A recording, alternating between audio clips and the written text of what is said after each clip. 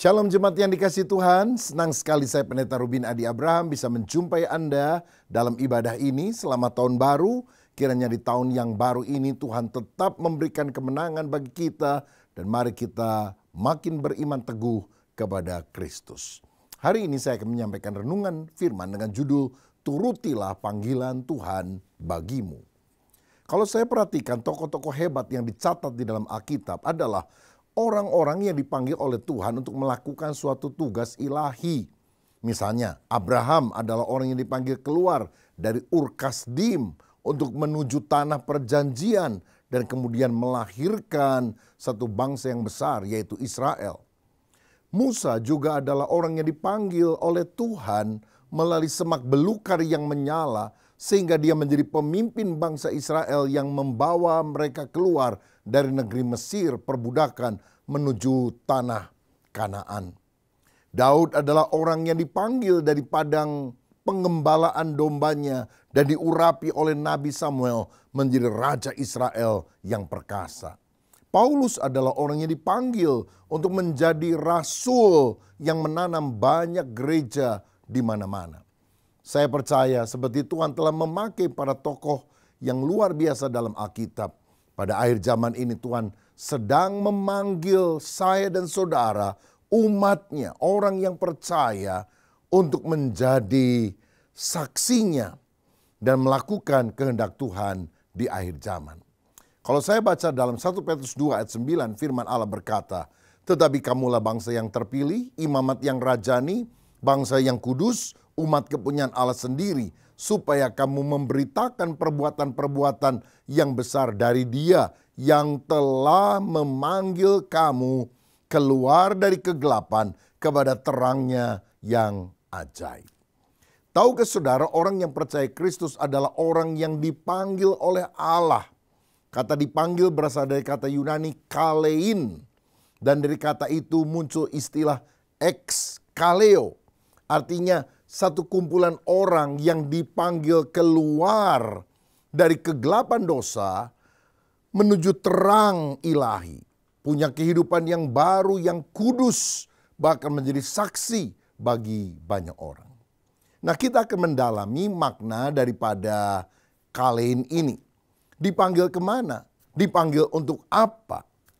Yang pertama, saudara sekalian, kita ini adalah umat yang dipanggil pada suatu pesta. Wah, menyenangkan sekali bukan? Dipanggil pada suatu pesta. Dalam Matius 22 ayat 1-3a dikatakan, lalu Yesus berbicara pula dalam perumpamaan kepada mereka, hal kerajaan sorga seumpama seorang raja yang mengadakan perjamuan kawin untuk anaknya. Ia menyuruh hamba-hambanya memanggil orang-orang yang telah diundang ke perjamuan kawin itu. Saudara, kalau kita dipanggil oleh gubernur, apalagi dipanggil oleh presiden di dalam hari pernikahan anaknya misalnya. Oh, tentu kita akan bangga sekali dan kita pasti akan menyempatkan diri untuk hadir. Bahkan surat undangannya pun tidak akan kita buang. Mungkin kita kasih figura dan kita tempel di rumah kita. Karena kita akan merasa sangat terhormat kalau presiden kita mengundang kita. Tahukah saudara bahwa yang memanggil kita itu adalah lebih daripada presiden, lebih daripada raja. Dia adalah Tuhan Allah, pencipta alam semesta yang mengundang kita masuk di dalam sebuah pesta. Pesta ilahi, pesta rohani untuk kita bisa menikmati sukacita menjadi tamu undangan yang khusus. Yesus Kristus pernah berkata dalam Matius 11 ayat 28, marilah kepadaku semua yang letih, lesu dan berbeban berat, aku akan memberi kelegaan kepadamu. Dunia ini diwarnai dengan banyak orang yang hidupnya hampa, hidupnya tanpa sukacita. Walaupun mungkin dia kaya, terkenal, hebat, tetapi ada kegersangan di dalam hatinya. Teringatlah saya satu kali ada seorang yang pergi ke psikiater dan berkata, dokter, kenapa ya saya ini hatinya gelisah, saya sulit untuk bisa bersukacita.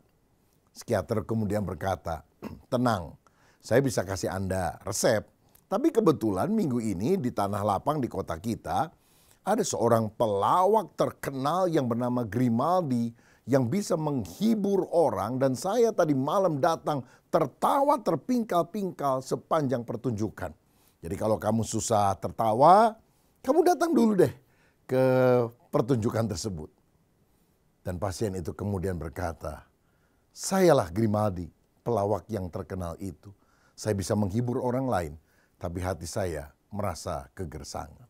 Wah, celaka sekali kalau begitu, saudara. Tapi memang kenyataannya banyak orang mengalami kehampaan di dalam dirinya. Saya pernah membaca kisah tentang seorang kaya raya dari Amerika Serikat bernama Howard Hughes. Dia punya andil perusahaan film Hollywood, punya bisnis pesawat udara, bahkan keluar angkasa, punya properti, hotel dan sebagainya. Dan dia juga menjalin kisah cinta dengan banyak bintang film di Hollywood. Tapi dia tidak pernah merasa puas. Bahkan 20 tahun terakhir dari hidupnya dia mengisolir dirinya selama 20 tahun di hotelnya yang mewah di Las Vegas. Hubungan dengan orang lain dilakukan lewat surat, lewat telepon. Bahkan orang kepercayaannya sendiri yang bernama Bob Mayhew berkata, "Saya tidak pernah bisa menjumpai secara langsung tatap muka Howard Hughes dalam jangka 17 tahun. Saudara-saudara, dan ketika dia mati pada tahun 1976 pada usia 70 tahun, dia adalah orang kaya yang tidak bahagia. Ernest Hemingway, seorang penulis ternama di Amerika Serikat, pernah berkata, hidup manusia itu seperti radio. Kalau kita dengar radio, ada musiknya, ada orang siaran, ada orang ketawa, ada siaran berita. Tapi waktu kita lihat apa yang ada di dalam radio itu, ternyata nggak ada apa-apa, cuma sedikit kabel dan onderdil yang tidak berarti. Kelihatannya rame, mewah, luar biasa, tapi ada sesuatu yang hilang di dalam diri banyak orang karena mereka hidup tanpa Allah. Blaise Pascal pernah berkata, di dalam diri manusia ada God-shaped vacuum, satu rongga kosong yang tidak bisa diisi dengan apapun, dengan kekayaan, dengan nama besar, dengan piknik, jalan-jalan ke luar negeri. Karena rongga kosong itu hanya bisa diisi oleh Allah sendiri. Seperti juga yang dikatakan Agustinus, seorang teolog pada abad keempat.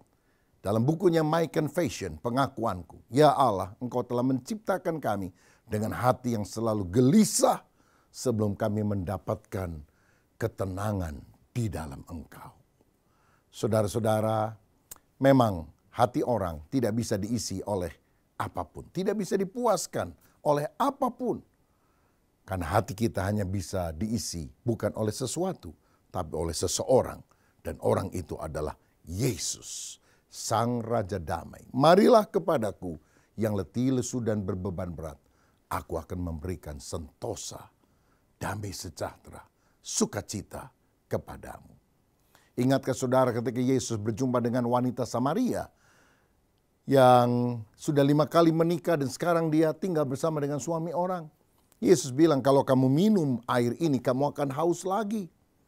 Berarti hawa nafsu dunia apapun tidak bisa memuaskan kerinduan hatimu yang terdalam. Tapi kalau engkau minum air hidup, artinya percaya kepada Yesus sebagai Mesias, pribadi yang diutus oleh Allah sebagai juru selamat, sebagai Raja, engkau tidak akan haus lagi sampai selama-lamanya.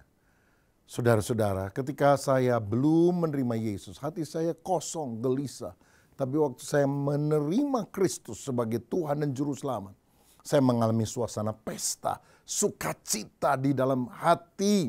Seperti ada lagu yang baru, nyanyian baru yang Tuhan berikan. Seperti ada aliran air terjun yang menyegarkan. Karena dosa kita diampuni, kita dibenarkan oleh Allah. Kita dijamin selamat, mati, masuk sorga.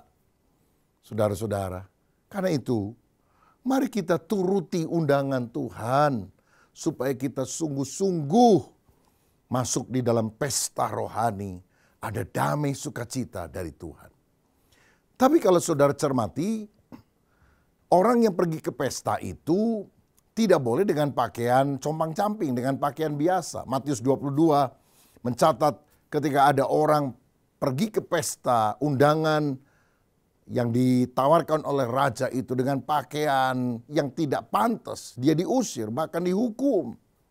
Berarti kalau kita mau menjadi tamu undangannya Tuhan, kita harus mengenakan pakaian yang pantas. Yesaya 61 ayat 10 menjelaskan, aku bersukaria di dalam Tuhan, jiwaku bersorak-sorai di dalam Allahku, sebab Ia mengenakan pakaian keselamatan kepadaku dan menyelubungi aku dengan jubah kebenaran, seperti pengantin laki-laki yang mengenakan perhiasan kepala dan seperti perempuan yang memakai perhiasannya.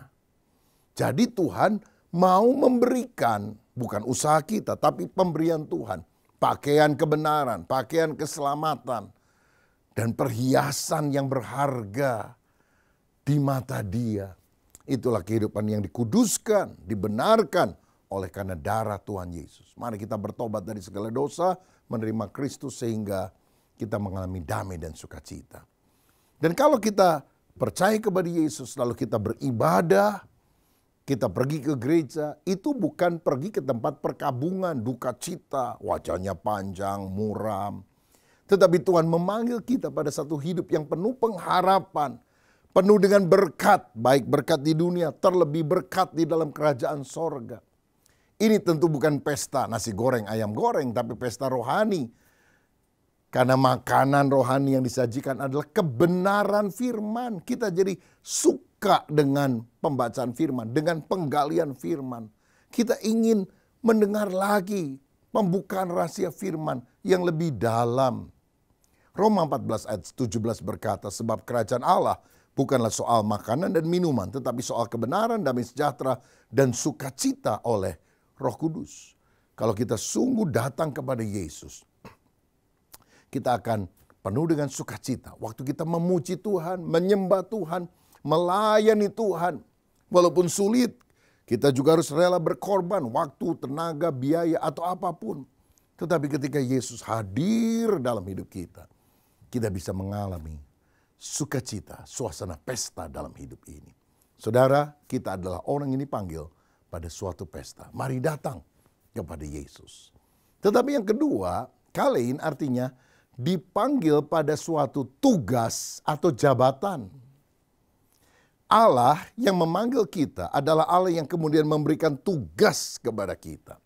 Seperti Allah memanggil Abraham. Dalam Kejadian 12 ayat 1 dan 2 dikatakan, berfirmanlah Tuhan kepada Abraham, pergilah dari negerimu dan dari sanak saudaramu dan dari rumah bapamu ini ke negeri yang akan kutunjukkan kepadamu. Aku akan membuat engkau menjadi bangsa yang besar dan memberkati engkau serta membuat namamu masyhur dan engkau akan menjadi berkat. Kita dipanggil untuk diberkati oleh Tuhan, tapi kemudian Tuhan mengutus kita untuk menjadi berkat bagi orang lain.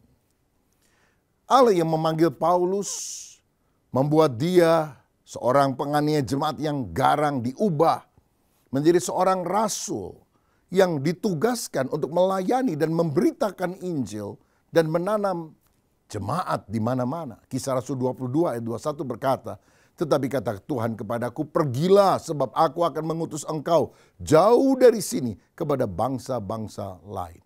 Dia dipilih untuk melayani bangsa-bangsa bukan Yahudi. Nah, kita juga harus sadar, karena firman Tuhan dalam 1 Petrus 2 ayat 9 tadi berkata, kamulah bangsa yang terpilih.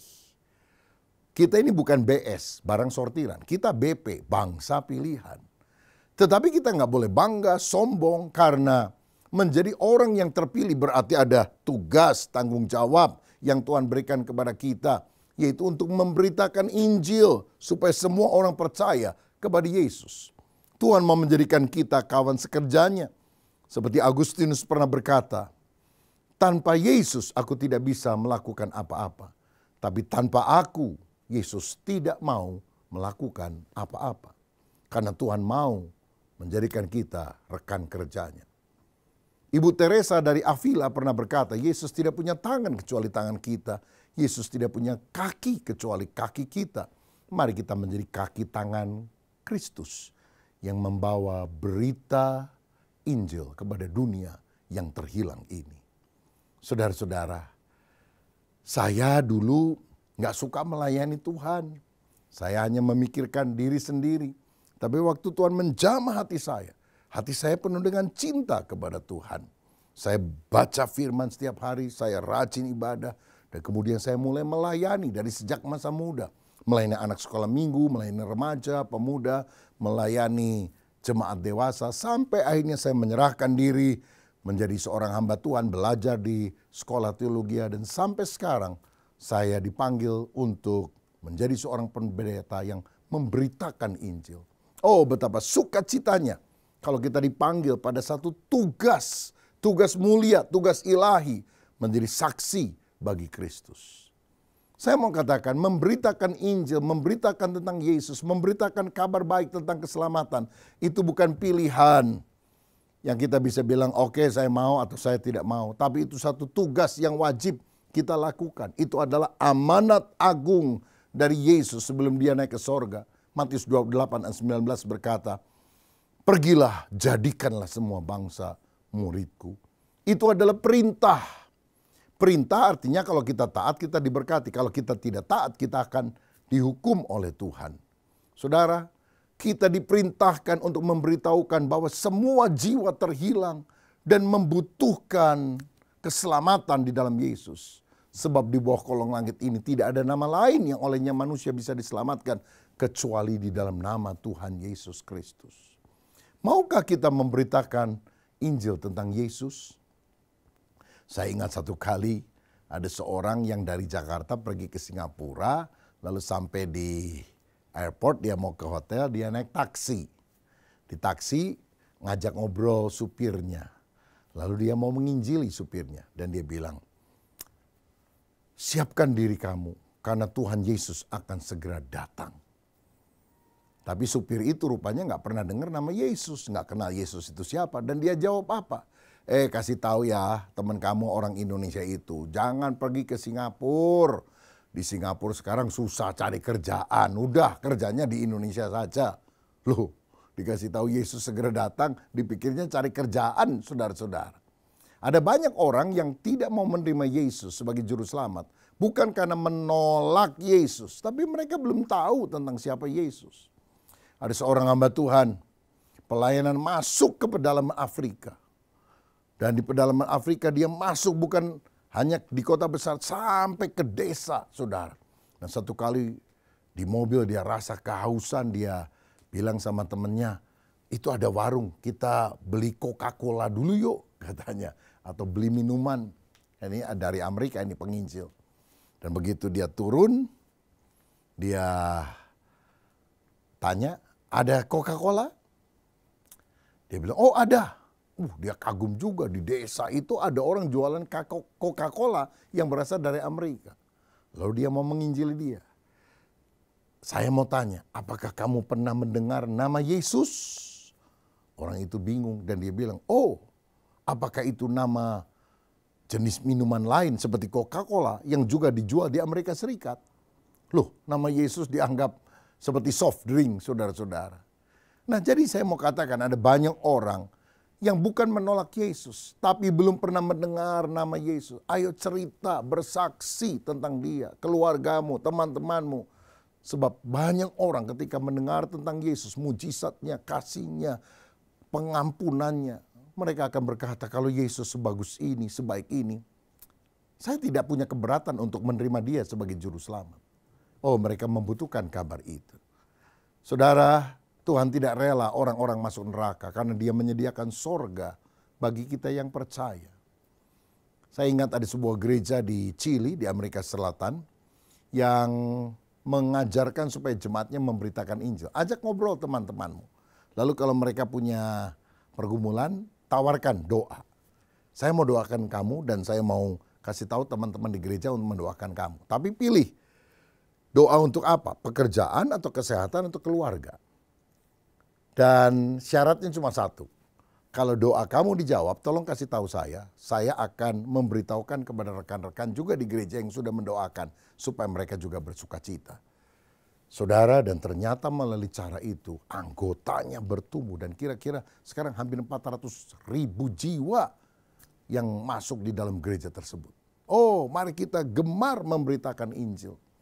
Seperti seorang dokter yang baru praktek di desa dan dia menunggu di puskesmas itu kalau ada orang yang datang, tapi 1-2 hari nggak ada orang yang datang. Hari ketiga ada orang datang, wah dia senang sekali, ini pertama orang yang saya mau obati. Setelah selesai, dilakukan pemeriksaan, dikasih obat, orang ini bilang, tapi dokter saya nggak punya duit. Saya nanti pulang ke rumah saya kasih pisang ya. Orang ini bingung juga, waduh baru pasien pertama nggak ada duit lagi. Tapi dokter ini bilang, udah nggak usah bawa apa-apa. Kamu kan tadi sakit, kamu saya obati, nanti saya kasih obat kamu makan, kamu pasti sembuh. Bayarannya cuma 1.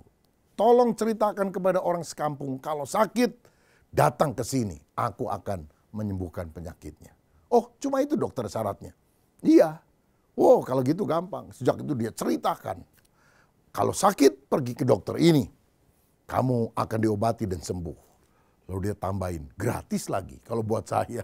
Tapi yang lain tentu tidak gratis, saudara. Tapi saya mau bilang bahwa Yesus adalah dokter di atas segala dokter. Mari kita ceritakan saja tentang Yesus kemana-mana supaya dia menyembuhkan kita dari penyakit DOSA, dosa. Supaya hidup kita diampuni oleh Tuhan. Kita adalah orang yang dipanggil pada suatu pesta, pada satu tugas, satu jabatan. Dan yang ketiga, kalein berarti kita adalah orang yang dipanggil pada suatu pengadilan. Wow, seram. Dipanggil pesta senang, dipanggil kasih jabatan, haleluya. Kalau dipanggil ke pengadilan, waduh, mikir-mikir dulu. Tetapi kita tidak bisa menghindar, karena 2 Korintus 5 ayat 10 berkata, sebab kita semua harus menghadap tahta pengadilan Kristus. Dalam bahasa Yunaninya bema. Supaya setiap orang memperoleh apa yang patut diterimanya sesuai dengan yang dilakukannya dalam hidupnya ini, baik ataupun jahat. Satu kali saudara, kita akan mempertanggungjawabkan diri kita sendiri di hadapan Allah. Apakah perbuatan kita benar atau tidak benar. Saudara, karena itu jangan hidup sembrono, tapi hidup suci. Karena kita akan diadili oleh Allah. Dan Yesus adalah hakim yang adil, yang tahu apa yang ada dalam hati kita. Tetapi orang yang masuk ke pengadilan Kristus, bema, ini adalah orang yang tidak dihukum di dalam neraka, karena ini adalah pengadilan untuk pembagian pahala. Kita bilang kalau Yesus datang, pertama dia datang di awan-awan, lalu kemudian orang percaya akan diubah dalam sekejap mata, mengenakan tubuh kemuliaan, diangkat berjumpa dengan Yesus di awan-awan, lalu dihadapkan pada bema, tahta pengadilan Kristus. Untuk menentukan mereka dapat pahala atau tidak. Jadi pengadilan ini adalah khusus untuk orang yang lahir baru, yang sudah diselamatkan, tidak akan memutuskan pergi ke neraka atau tidak. Tetapi apakah kita sepanjang hidup yang sudah diselamatkan berbuah lebat sehingga mendapatkan reward, upah dari Tuhan atau tidak? Karena ada 2 jenis penghakiman atau pengadilan di akhir zaman. Pertama adalah pengadilan Kristus atau bema yang tadi saya jelaskan. Ini pengadilan untuk orang percaya, untuk orang yang lahir baru dan menentukan dapat pahala atau tidak. Baru yang kedua ada pengadilan lain, pengadilan tahta putih yang besar. Ini khusus untuk orang yang tidak percaya. Dan ini akan terjadi setelah masa kerajaan 1000 tahun di bumi. Di mana langit dan bumi kemudian akan lenyap. Dan sebelum langit dan bumi yang baru itu muncul, pengadilan tahta putih itu dilakukan. Dan orang yang tidak percaya akan dimasukkan ke dalam neraka. Jadi ada derajat kemuliaan yang berbeda di sorga dan derajat penghukuman yang berbeda di dalam api neraka. Nah, mengenai pengadilan Kristus bagi orang percaya ini atau bema, 1 Korintus 3 ayat 12-15 berkata, entahkah orang membangun di atas dasar ini dengan emas, perak, batu permata, atau kayu, rumput kering, atau jerami, sekali kelak pekerjaan masing-masing orang akan nampak karena hari Tuhan akan menyatakannya. Sebab ia akan nampak dengan api dan bagaimana pekerjaan masing-masing orang akan diuji oleh api itu. Jika pekerjaan yang dibangun seseorang tahan uji, ia akan mendapat upah. Jika pekerjaannya terbakar, ia akan menderita kerugian. Tetapi ia sendiri akan diselamatkan. tetapi seperti dari dalam api. Jadi nanti orang yang masuk dalam pengadilan Kristus ini, bema, akan diuji motivasinya mulia atau tidak. Motivasi pelayanannya seperti emas, batu permata, atau perak. Ataukah motivasi yang rendah seperti kayu, jerami, rumput kering. Motivasinya untuk terkenal, cari uang, cari hebat manusia. Maka akibatnya kalau orang melayani Tuhan tapi tidak tulus, maka dia akan kehilangan upah dari Tuhan. Tapi kalau motivasinya tulus, mencintai Tuhan, dia sudah lahir baru kan, melayani dengan sungguh-sungguh, dia akan mendapatkan upah. Upahnya adalah pahala, mahkota dari sorga. Dan kita akan memerintah bersama dengan Yesus dalam kerajaan 1000 tahun, bahkan dalam kekekalan. Saudara, saya ambil contoh. Penjahat di sebelah salib Yesus bertobat kan beberapa saat sebelum dia mati. Apa dia masuk surga atau tidak? Ya, Tuhan akan menyelamatkan dia. Hari ini kau bersama dengan aku di Firdaus. Jelas keselamatannya dijamin. Tapi apakah dia akan dapat pahala? Oh, tunggu dulu. Karena dia tidak melakukan apapun. Dibaptis saja nggak sempat, saudara. Beda dengan Timotius yang bertobat dari sejak muda, lalu cinta Tuhan, baca firman, melayani, rela berkorban untuk Tuhan. Dan kalau dia mati, masuk surga tidak? Masuk surga. Tapi bukan hanya surga, dia mendapatkan pahala dari Tuhan. Keselamatan adalah anugerah Tuhan untuk semua orang yang percaya Yesus. Tapi pahalanya berbeda-beda. Karena itu saudara, mari kita hidup sungguh-sungguh lahir baru dan kemudian cinta Tuhan, melayani Tuhan, melakukan perkara besar untuk kemuliaan Tuhan. Sehingga kita akan mendapatkan pahala dari sorga. Adakah di antara saudara yang hari ini mau menuruti panggilan Tuhan? Panggilan pada suatu pesta, di mana kita datang kepada Yesus mengalami damai sejahtera. Dipanggil pada suatu jabatan atau tugas, kita menjadi saksi Kristus, pemberita Injil. Ayo layani Tuhan. Dan yang ketiga, kita dipanggil pada suatu pengadilan. Mari kita hidup kudus, hidup benar, tidak sembrono. Dan kita melayani Tuhan dengan segenap hati agar waktu dia datang, dia memberikan kepada kita mahkota kemuliaan yang tidak akan layu. Siapa yang rindu? Kita sungguh-sungguh mengikuti panggilan Tuhan ini. Mari kita berdoa bersama. Bapa, terima kasih untuk kebenaran firman-Mu. Kami adalah orang yang dipanggil oleh Allah. Dipanggil keluar dari kegelapan dosa untuk menceritakan perbuatan Allah yang besar kepada banyak orang. Biar kami mengalami suasana pesta. Kami menyambut undangan-Mu yang berkata, marilah kepadaku yang letih, lesu, berbeban berat. Aku akan memberikan kelegaan kepadamu. Kami sambut undangan-Mu Tuhan. Selamatkan kami. Kami juga mau dipanggil untuk melakukan tugas pemberitaan Injil. Dan kami juga dipanggil pada satu pengadilan. Biar hidup kami takut akan Tuhan. Dan motivasinya lurus. Sehingga satu kali Engkau akan memberikan kepada kami pahala. Yaitu mahkota abadi bagi orang yang percaya kepadamu. Jamah setiap anak-anak-Mu yang mengikuti ibadah online ini dimanapun kami ada. Biarlah berkat Tuhan melimpah dalam hidup kami. Dan kami makin cinta Tuhan sekarang dan seterusnya. Di dalam nama Bapa, Putra, dan Roh Kudus. Dalam nama Tuhan Yesus. Haleluya. Amin. Tuhan Yesus memberkati.